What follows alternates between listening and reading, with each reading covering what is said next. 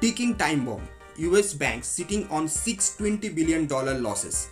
आप ये सोच सकते हैं कि ये $620 बिलियन कितना है। $1 का मतलब हमें पता है कि 80 रुपीज़ के आसपास होता है, और ये जो $620 बिलियन है ना, 1000 बिलियन में 1 ट्रिलियन होता है, और इंडिया का इकोनॉमी अभी है 3.3 ट्रिलियन।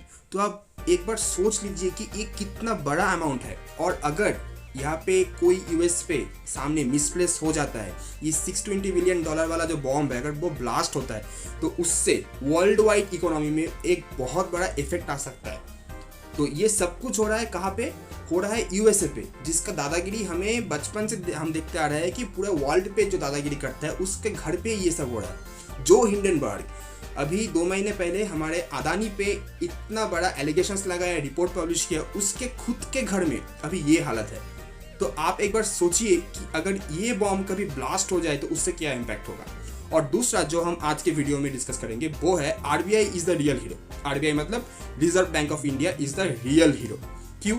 तो सब कुछ डिस्कस करेंगे हम आज की इस वीडियो पे। So hello guys, welcome to our channel chart decoder, and if you are new to our channel then subscribe now for more such interesting contents. तो सबसे पहले हम यहाँ पे एक बार डिस्कस कर लेते हैं, मैंने यहाँ पे क्यों मेंशन किया कि RBI is the real hero. तो यहाँ पे आप देख सकते हैं, ये सीएनबीसी का एक न्यूज़ आर्टिकल है जहाँ पे ये मेंशन्ड है कि RBI Shaktikanta Das named governor of the year at central banking award 2023। तो अगर ये अवार्ड आरबीआई को मिला है, आरबीआई के गवर्नर को मिला है, तो ज़रूर यहाँ पे ऐसा कुछ हो रहा है जो कि हमारे रिजर्व बैंक ऑफ इंडिया बाकी देशों के जो रिजर्व बैंक है, उनका सेंट्रल बैंक है, उनसे ज़्यादा अच्छा काम कर रहा है। तो ऐसा तो हमें देखने को मिल नहीं रहा है कि आखिर के कुछ महीनों में यूएस में क्या हुआ, जो बैंकिंग कोलैप्सेस हुआ, silver gate bank, silicon valley bank, इतना बड़ा बड़ा जो कोलैप्सेस देखने को मिला, उसका इफेक्ट हमारे इंडियन इकोनॉमी में उतना ज़्यादा हमें देखने को नहीं मिला। तो this is a good sign that our India is getting better और getting stronger in terms of economy. तो यहाँ पे तो ये न्यूज़ बहुत ही अच्छा वाला न्यूज़ है। और इसके बाद हम डिस्कस करते हैं कि टिकिंग टाइम बॉम्ब, जो मैंने थंबनेल पे डाला था, US bank sitting on $620 billion losses reveals head of US government agency FDIC. तो यहाँ पे जो मैंने थंबनेल पे मेंशन किया था ना, $620 बिलियन का जो लॉस, जो टिकिंग बॉम्ब, वो कोई डोमेस्टिक न्यूज़ आर्टिकल नहीं है, वो कोई ऐसा वैसा न्यूज़ सोर्स भी नहीं है। आप यहाँ पे देख सकते हैं, reveals head of the US government agency FDIC. मतलब अभी यूएस का सिचुएशन सामने और भी खराब होने वाला है। तो आप सोच ही सकते हैं, इससे तो हमारे वर्ल्ड इकोनॉमी में एक इम्पैक्ट हमें दिखने को मिलेगा ही, क्योंकि dollar is the mother currency no. अगर डॉलर पे कुछ होता है तो वो हमारे वर्ल्ड वाइड हमें उसका एक इफेक्ट देखने को मिलेगा।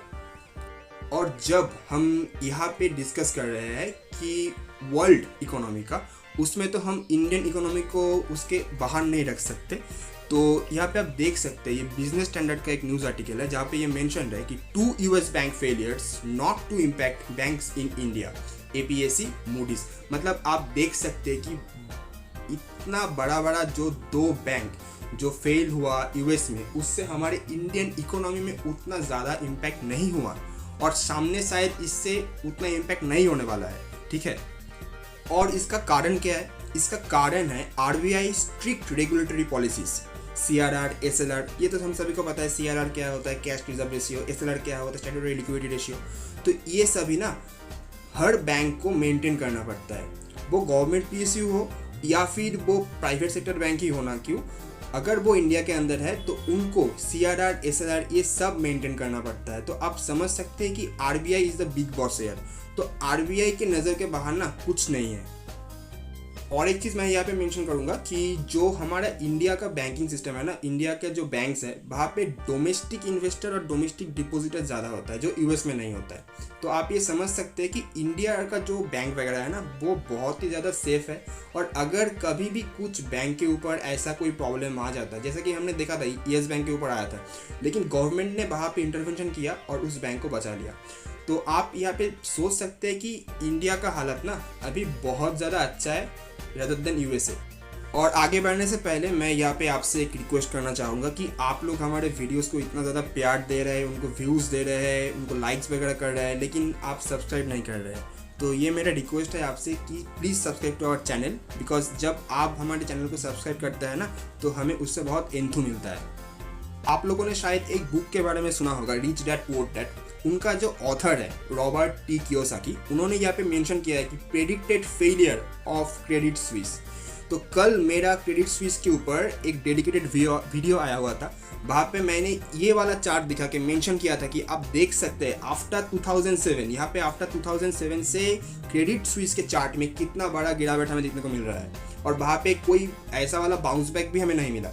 और शायद कल जो स्विस नेशनल बैंक है उन्होंने क्रेडिट स्विस के ऊपर कुछ लोन्स वगैरह सैंक्शन किया है, लेकिन हमें यह नहीं लगता कि क्रेडिट स्विस बैंक यहाँ पे बाउंस बैक करने वाला है। अगर बाउंस बैक कर भी गया तो टेम्पोररी होगा, लेकिन उससे हमें कोई सस्टेनेबल रिजल्ट नहीं दिखने वाला, ये हमारा मानना है। और यहाँ पे आप देख सकते हैं, rich dad poor dad author has chilling bank prediction I called Lehman Brothers years ago. मतलब जो 2008 पर लेमन ब्रदर्स का जो फॉल आया था ना, वो उन्होंने उसके पहले प्रेडिक्शन कर दिया था। और अभी उन्होंने ये भी बोल रखा है कि and I think the next bank to go so is the credit Suisse bank. तो आप देख सकते हैं कि यहाँ पे भी हमें शायद सामने एक बैंक कोलैप्स देखने को मिल जाए। और अगर ये क्रेडिट स्विस में बैंक कोलैप्स होता है तो उससे शायद हमारी इंडियन इकोनॉमी में थोड़ा बहुत कुछ इम्पैक्ट दिखने को मिल जाए, लेकिन उतना ज़्यादा इम्पैक्ट हमें दिखने को नहीं मिलेगा, क्योंकि अभी इंडियन इकोनॉमी ना बहुत स्ट्रॉन्ग है। ठीक है, अगर कोई ऐसा झटका आ भी जाता है तो इंडियन इकोनॉमी उसको सह लेगा। तो सामने देखते हैं क्या हमें दिखने को मिलता है सामने के 2-3 महीनों में। So thanks for watching our video, and if you like this video then don't forget to like, share and subscribe to Chart Decoder। मिलते हैं नेक्स्ट वीडियो पे।